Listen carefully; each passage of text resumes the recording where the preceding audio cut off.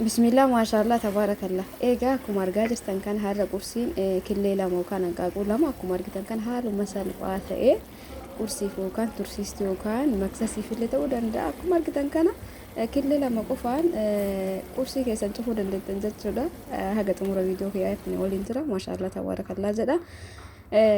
Egaa salaamtallee hin daganne hordoftoota kiyya asitti immoo haa nyaannu akkuma argitan qursii sanirraa mootu gara biraatti ceenee jirra akkuma argitan haa nyaannu isin jechaa jira akkuma argaa jirtan kana isinitti mul'ata jedheeti yaada kaameraa gara mataa gubbaa of kaggaa'ee gadi furaabaa jira jechuudha irraan tana salaamtallee hin daganne egaa assalaamu alaykum warahmatullahi wabarakaatu jirra jirtu hordoftoota kiyya jaalatamuuf kabajamu akkam jirtan fayyaa keessanii alaman isaa namni keessan dalagaa fi aan akkam isin jecha egaa asitti ariifachiiseeti isin buna akkana jarjaraas lamaa nyaatti bara itti bu'een jedhina akkana isiniin jedha faafash jennee dabarsineeti jirra haga xumura viidiyoo kiyyaatti na waliin tura wanta kana hojjechuun duratti kallattimaan mee jalqabarraa akkana wajjin turru ta'aa jechuudha laayik sheer gochuu hin dagatina eega dalagaa geessinen booda eega dalagaatti osoo hin seeniin dura viidiyoo afoo dhiqqoo itti isinii hidhe viidiyoon kallattiidhaan kunoo amma eegalee jira jechuudha asumaan immoo namoonni fuulli keessan shifiniinaan isin rakkisu ootisii fayyadama wanta namni walitti godhe kun ootisii yookaan ajjaa qorqoorroo sana agartanii bismillaan harkaa jige isaa aannan dhiqqishu xab kurraa eelaandii takka ta'uu ni mala eegas immoo dammalee akkasumas fal'aanaa takka osoo hin taane gimmaash fal'aana sukkaaraa takka asitti immoo jeelii reetii qabaa ture dhumee jira already keessa dhiqqoo jira saniif dhiqqoo sitti godhe fuula keessaniif warri shifiniinaan isin rakkisu fayyadama ootisiin baay'ee bareedaadha. Garuu mootu fuulli nama hundaa tokko miti kaanaa hojjetisni hojjetu dhabuu danda'a sitti wallaahi wannan godhachuun rakkadhe gurrarra waa godhadhe oma sanarraa bada wanna kamuu haa ta'u jechuudha artillee ta'e birrillee ta'e warqillee ta'e hin badanarraa yooma sanii gurri kee yeroo baay'ee qullaa ta'a ofirra jechuun narraa bada maaliif akka ta'e hin beeku ani haa ta'u fuulli kee qulqullaa'ee jira kanaafuu maal godha hedduun gurraachatee jira kaamera irratti kana qulqulluu isin fakkaatu ta'uu danda'a fuulli kee uumama noormaalii qulqulluudha garuu amma wanni akka duraan ta'u hin jiru mire boqoo lamaan irra gurraachata jechuudha akka waan damzazzina jedhu ta'a gisee takka takka immoo qulqulluu na ta'a fuulli kee akka hirimaa fi kanaafu akkana fayyadamuu hin dagatina uumamaan noormaalii fuulli kiyya shifiniinaan irratti hin bahu yeroo takka yeroo ji'atti yeroo takka ni beektanii bira shamarran ji'atti yeroo takka gara kunoo inni bakka kanatti nabaa yeroo baay'ee bakka ga'aanu kanatti nabaa firee lama sadii ji'atti jechuudha sunillee sababanii beektan jedhetti yaada saniin gara kan shifiniinaan qabu fuulli kiyya garuu na gurraachate agartanii bakkanni kanniin na gurraachate yeroo baay'ee ammaa yoo sirri gurraachatee jira noormaalii kaamerratti na cuufsini fakkaata shifiniinaa kana ammoo agartanii shifiniinaa diimaa wayii ta'ee hin bada garuu narraa jechuudha yeroo hedduu ji'atti natti ba'a garuu akka nabba'u sanitti xabaasaa isaa gatee hin jedhu narruma bada guutumatti egaa fuula kanaaf egaa nyaata ofitti dibneen booda nyaata fuula keenyaa barbaachisu egaa dibanneen booda kallattiimaan gara dalagaatti seenna isin naante isin qofumaan qofa ayyaanaan booda waxii dalaguu wallahi akkamitti akkana jibbisiisu jechuudha ayyaanaan booda waa dalaguu baay'ee takka natti hin tolu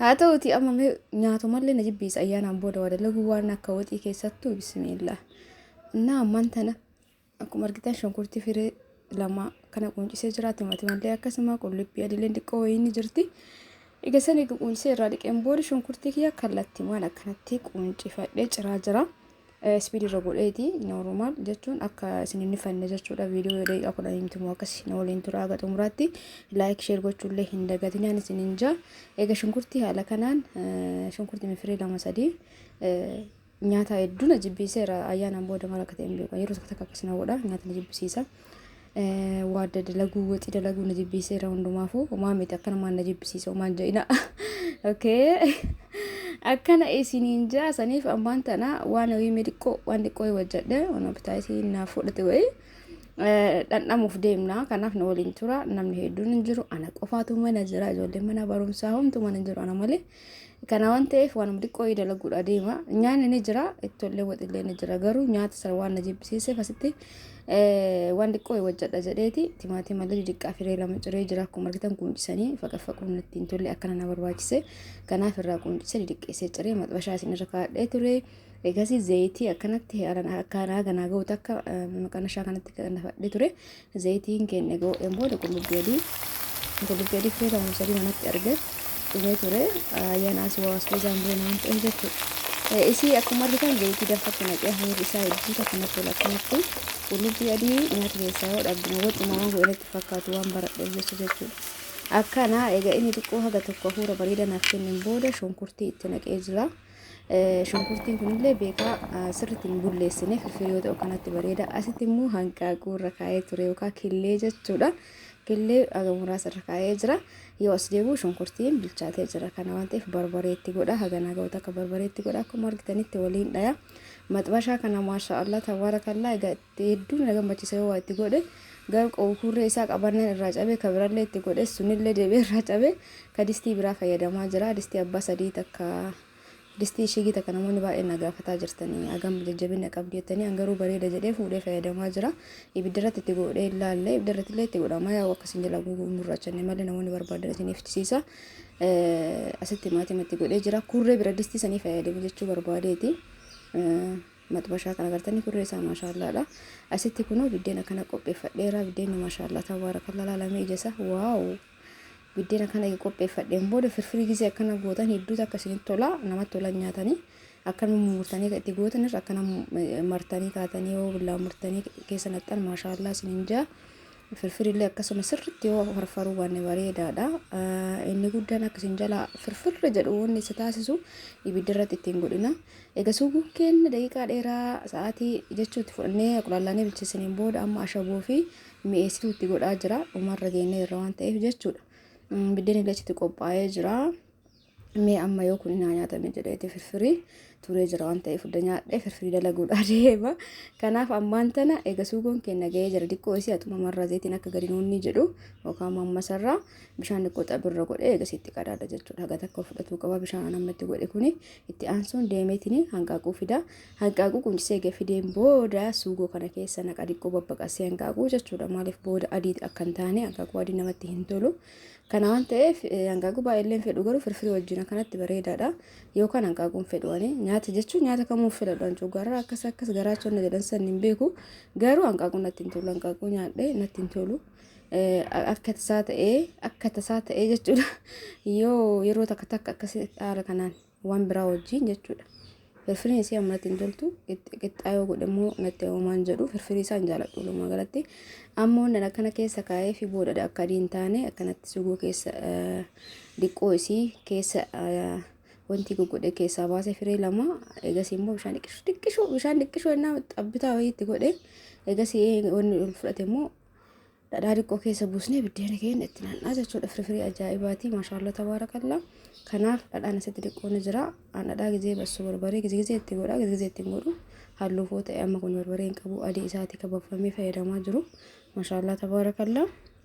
Haala kanaan haga takkitti godhee nam tokko yoo biddeen itti godhee geessallee itti godhan akkasitti hin tolan akkanatti tola. Haala gaariin wal fudhata akkanatti. Eega akkana gooneen booda dhiqqishuu isii amma irra tursiisnee dhiqqishuu isii jechuudha.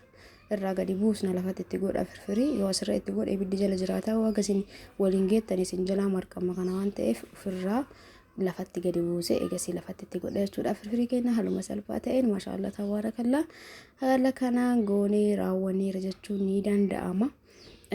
Akkamii isin ayyaana booda akkamitti jirtanii dadhabbiin akkamii kalee dheengadda jechuun kalee fadha maashaallaadhaani dheengaddarraa alhamdulillah onnaa caannaqo tokko hin jiru meeshaalee taanaan ordarii na biraa qaban majaliisa nama sadii akkasitu bahee makiinaan xiqqoo rakkisaadha sababa sanarraa fudhatu hin dandeenye viidiyoolee illee godhuu hin dandeenye garuu majaliisa gara nama lama sadii gara manatti fidee ture namni lama nam tokko fudhatee jira namni lama fudhanne meeshaa kaawwan immoo ordarii godhee jira. Kanaafuu bakka takka naa dhufu waan ta'eef walirra qabee gizee baay'ee meeshaa nama lama sadii bakka takkatti fida.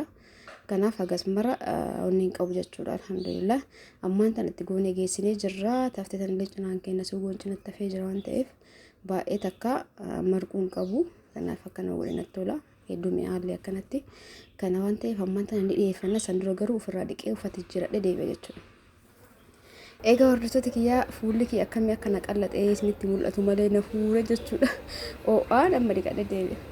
Maashaallah tabaarakallaa haaluma kanaan dhiqannee shiitii keenya jijjiirannee deebineetii jirra hordoftoota kiyyaa akkamii meen tolle Normally kaamera irratti fuul namaati fi kallattiin yoo qaama walitti dhuftan akkasii miti. Kaameraan nama ibsaa tokko ifni illee jira. Viidiyoo illee gizee waraabnu waan ifaa bannee waraabnuuf jechuudha. Ta'u bareedaadha. Asitti faafashi goone ixaana kennetti goone kennetti illee idarraa fi dhiqoone jira ture isallee dhiyeeffanne firfirii keenya diqqeessine jechuudha. Akka yeroo baay'ee nyaata gizee baay'ee ol guutee dhiyeessu osoo nyaatiin na quubsa. Diqqeessuu si dhiyeessee akkuma argitan kunoo isinitti mul'ata jedheeti yaada. Haala kanaan bunallee ixaanallee akkanatti aarsanneeti jirra. Kunoo akkuma argartan kana haala kanaan qursii yookaan qursii miti sa'aatiin kuni akka qursiitti dalagee malee sa'aatii laaqanaatii nyaanni waan jibbisiisee fi asitti kennettoon kenna maashaallah tabaarakallaa kunoo kadhumuuti isa kana fakkaata. Haala kanaan firfirii ajaa'ibaa qopheessinee jira jechuudha hordoftoota kiyya. Haa nyaannu isiniin jecha maashaallah tabaarakallaa jedha. Haala kanaan yoo dadhabnu hedduu takka mi'aawa.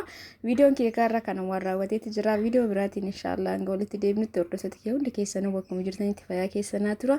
Hedduu isin jaaladha, hedduu isin kabaja. Hadaraa keessan namni viidiyoon keessan bira ga'e laayikii xiqqoo hin dagatina. Yaadaaf waada keessan illee barreessa. Egaa oolmaa keerii isiniif haa taatu bakkuma jirtanitti fayyaa keessanaa tura. Baay baay.